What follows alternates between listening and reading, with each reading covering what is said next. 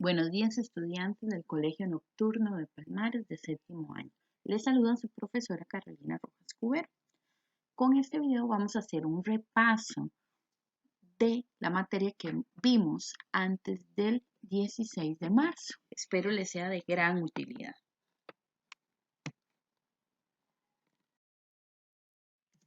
Nuestro primer tema de la sílaba. Recordemos que la sílaba es un golpe de voz. Con la unión de las sílabas se hacen las palabras. Es decir, las palabras están hechas por sílabas. Y aquí es donde está nuestro tema, la división silábica. Dividir palabras en sílabas. Pero hay que conocer antes un montón de conceptos para poder entender mejor el tema. Monosílaba. La monosílaba es una palabra con una sola sílaba. Por ejemplo, sal.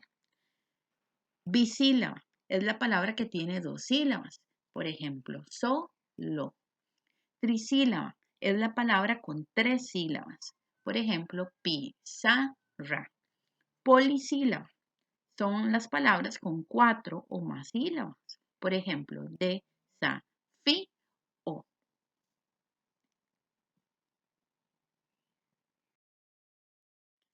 También tenemos la concurrencia vocálica. La concurrencia vocálica es la unión de las vocales, cuando dos o más vocales van juntas.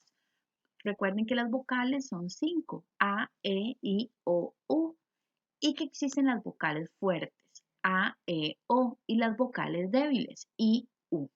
La unión de ellas hace lo que vamos a ver a continuación. Hiato. Hiato es la unión de dos vocales fuertes, o bien de una vocal fuerte y una débil tildada, o viceversa. El hiato sí se puede dividir. Entonces, en la palabra aerógrafo tenemos AE, son dos fuertes, se pueden dividir y quedaría aerógrafo. También tenemos el diptongo. El diptongo es la unión de dos vocales débiles, o de una débil y una fuerte, o viceversa.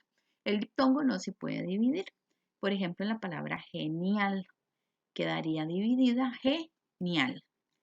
Y por otro lado tenemos el triptongo, que es la unión de tres vocales, dos débiles y en medio una fuerte. El triptongo no se puede dividir. Por ejemplo, la palabra buey, ella queda de una sola sílaba.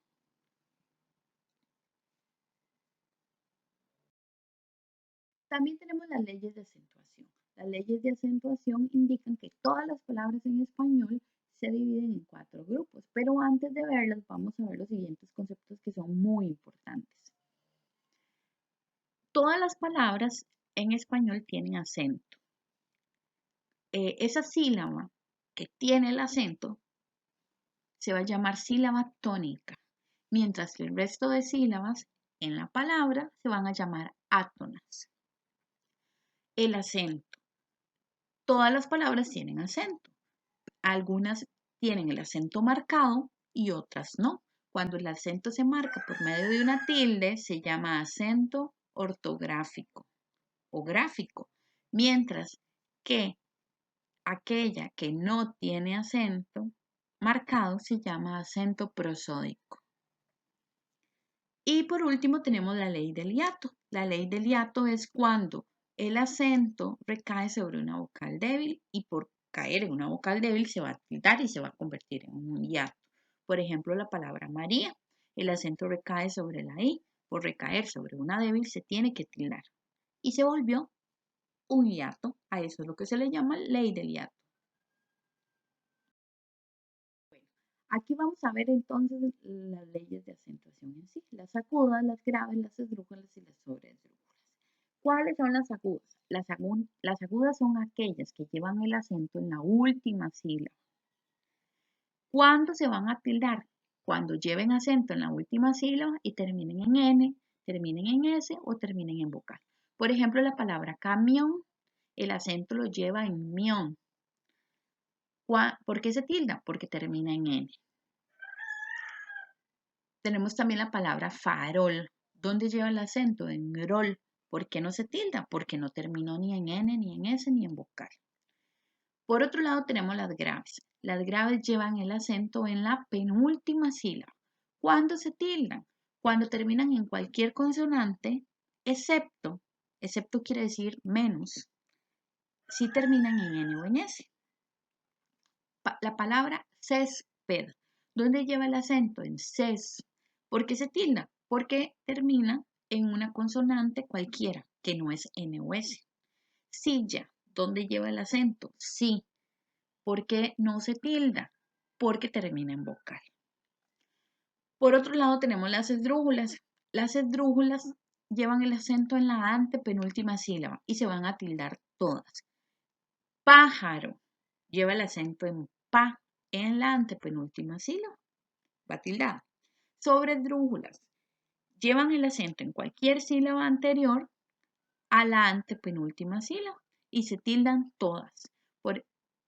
Muchas veces, o la mayoría de veces, son palabras compuestas. Por ejemplo, devuélvemelo. Lleva el acento en vuel, va tildada.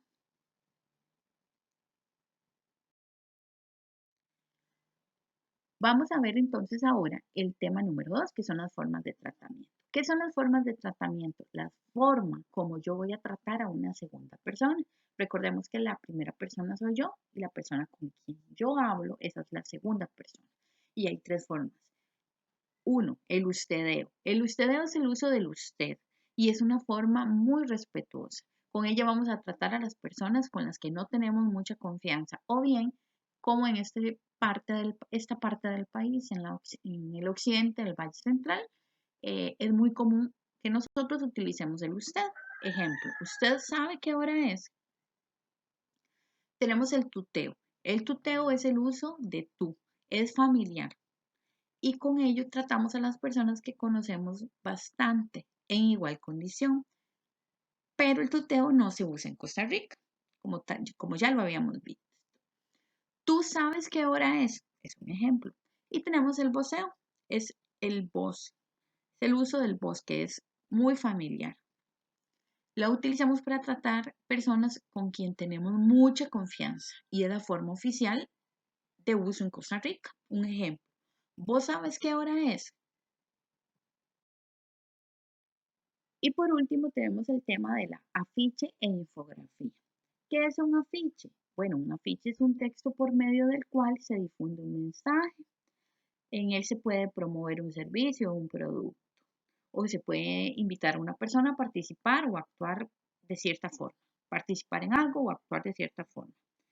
El objetivo es convencer al lector de algo determinado.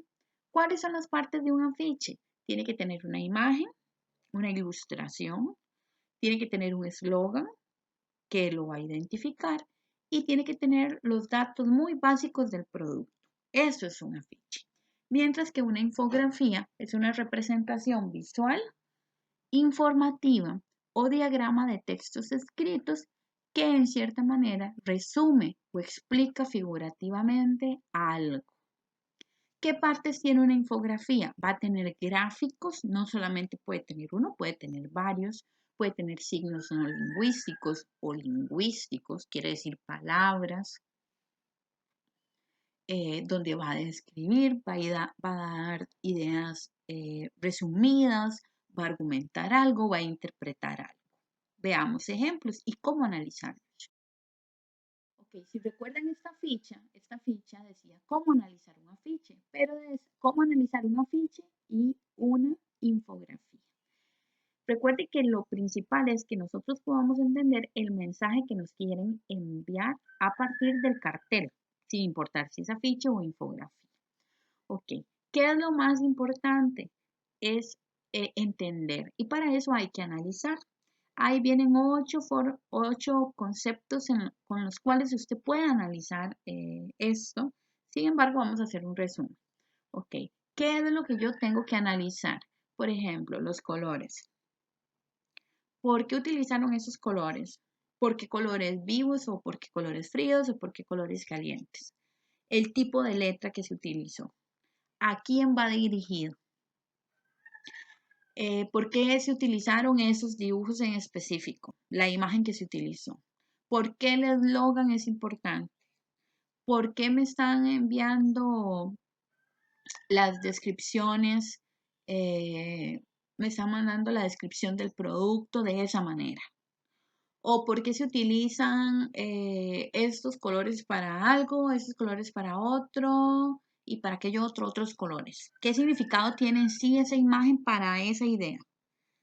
Eh, ¿Por qué, qué ideología me quiere transmitir? Eso es un símbolo. ¿Significa algo para mí que yo tenga que entenderlo? Eso tiene un contexto, un valor social, histórico, cultural. A eso se refiere cuando uno tiene que analizar un afiche. Bueno, por ahora llegamos hasta aquí en nuestro repaso. Les espero que les haya servido de mucho y que puedan seguir estudiando. Recuerden que no estamos en clases virtuales, estamos solo recordando y haciendo las cosas de la mejor manera en una situación que no sabíamos que iba a pasar. Hasta luego. Nos vemos la próxima semana.